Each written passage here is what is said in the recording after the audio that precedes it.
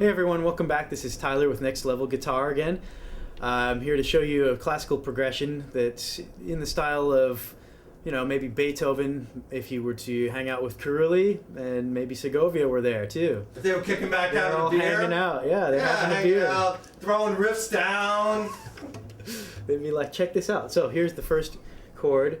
This is in A minor. The progression is in A minor, and so look up on the screen there and you'll see the chord shapes that you're going to need to know. The first one, A minor. Second one, E major. These are 3-note chords, and they're all pretty much on strings 2, 3, and 4. Then I'm going to be back on A minor and E major again, and then we're going to use a B major, which can be used just 3 fingers holding down the 4th fret there. Then after the B major, back to an E, back to the A minor. Then after A minor, we're going to use an F major, which is just like A minor with 1 finger added here on the 6th fret. And then G major will be next. It's the same thing, 2 frets up. And then the last chord in the progression, second to last, is a diminished chord, which looks like. And the last chord will be A minor. So, what I'm doing here is I'm going to apply a right hand arpeggio pattern.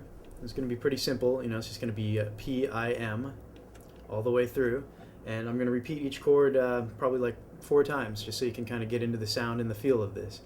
And remember, this can, this progression is just one example using the right hand pattern here. You could play just about anything with this right hand pattern. So when I play this chord, and all of the chords, the right hand pattern is going to be P-I-M on strings 4, 3, and 2. So on the A minor, it's just going to sound like, okay, P-I-M. Now here's the whole progression. I'll go slowly.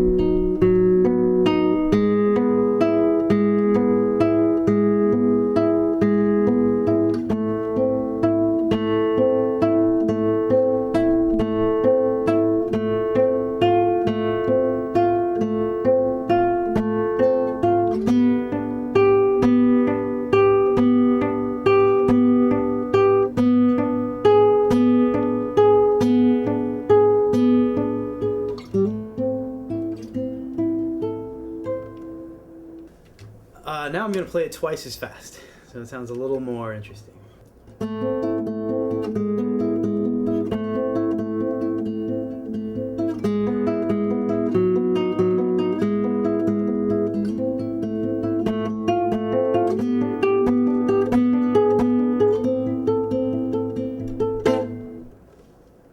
And of course you can do variations on this. I'm playing P-I-M, but you could play P-M-I and get a whole different sound. Some kind of variation on that, maybe even throwing in A if you're so inclined. It's just P-A-M-I, or any variation.